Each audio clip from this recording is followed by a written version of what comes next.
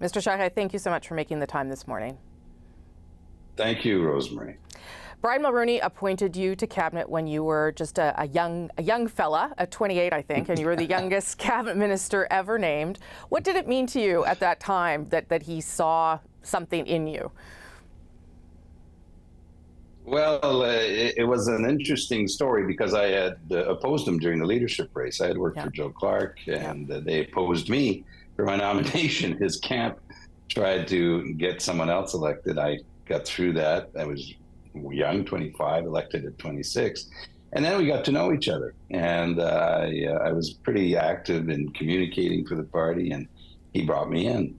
And I'll forever remember that moment at 24 Sussex. And he asked me where my wife, Michelle, was and whether she'd be at the swearing in. I said, yes.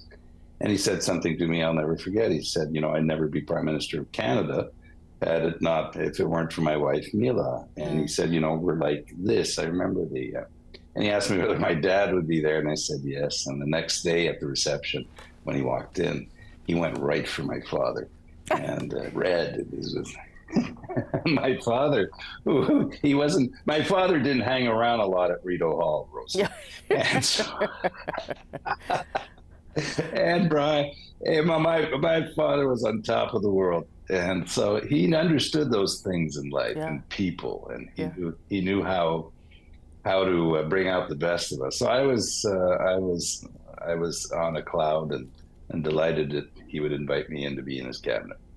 You've called him transformational as a prime minister. I mean, you're not the only one, obviously, in the past few days. But what was it? Do you think? What are you talking about when you say transformational?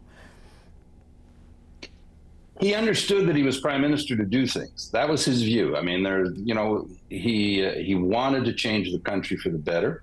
And he wanted to be significant. And he did have his eyes on the longer arc of history, and the kind of history that will be written when all of us are gone.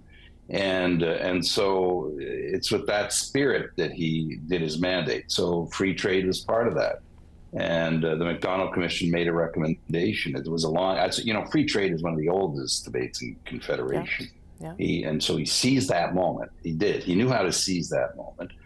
And so on that, he went ahead with a very controversial debate on national unity. Again, he wanted to seize that moment. He knew he had an opportunity to advance the country.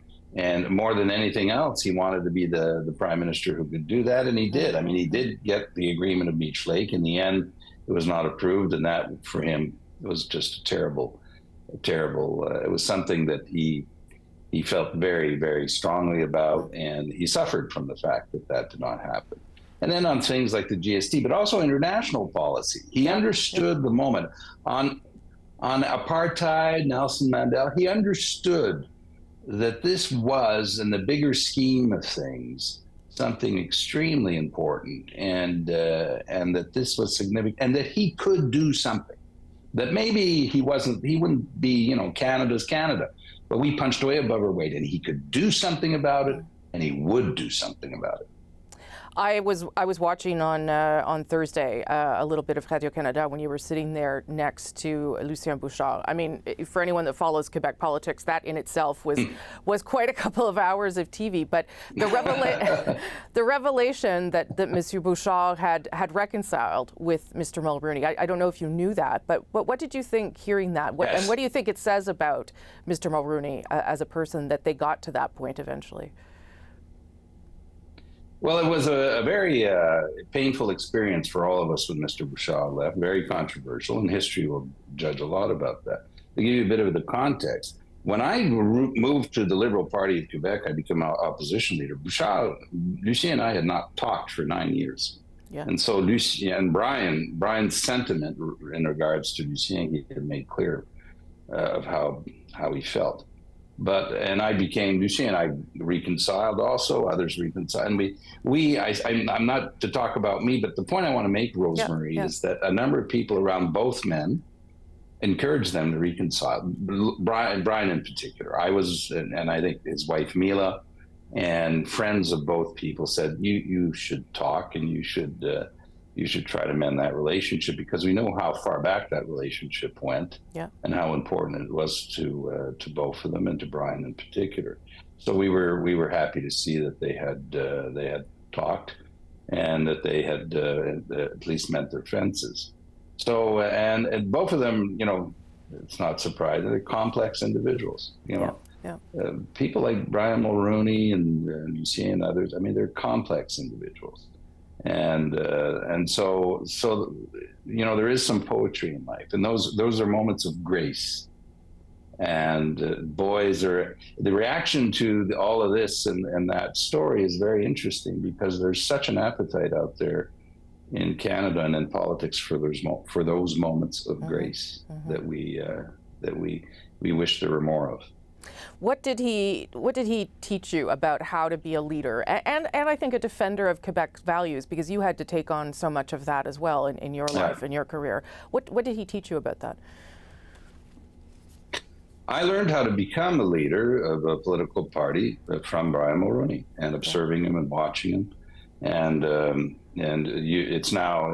The story's been told a million times, but we would go to caucus meetings with Brian, the members of parliament, senators. I mean, it was his comments at the end, his speech at the end was always the moment of the week. And it was inspirational, it was well thought out, it was personal.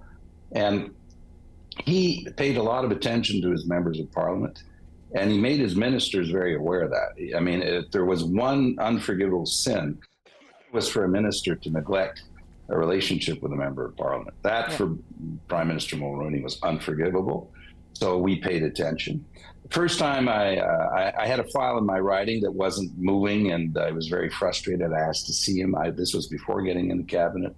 And he accepted in the hours that followed to see me. I knew that I was asking a lot of the time of the Prime Minister, and I apologized for it. And he said to me, Jean, if this is important for you, it's important for me. And so in 1,000 ways, he paid attention to people. He liked people. He knew that because he was Prime Minister, that he could do a lot of good if he encouraged someone. And he was extremely generous. He was generous of himself, Rosie. He gave of himself to others. And, with the passage of time and watching how the world evolves, I think we all wish that our leaders were that way. If they had one quality that I'd want them to have, is to be generous of themselves with others. I think that would reassure all of us that we're in the right place. Without getting too personal, how important was it for you to be able to say goodbye to him in person? It was very important.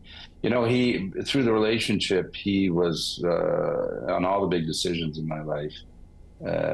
He was there, and he attended my daughter's wedding, and we attended children's wedding. And celebrated birthdays together and did things. There was a time to say thank you to him, and I said it to him in a funny way. I said, Brian, we got to, you have to be with us here to celebrate the 40th anniversary of the election of your government and your accomplishments. I said, I helped get you elected 40 years ago. And he laughed.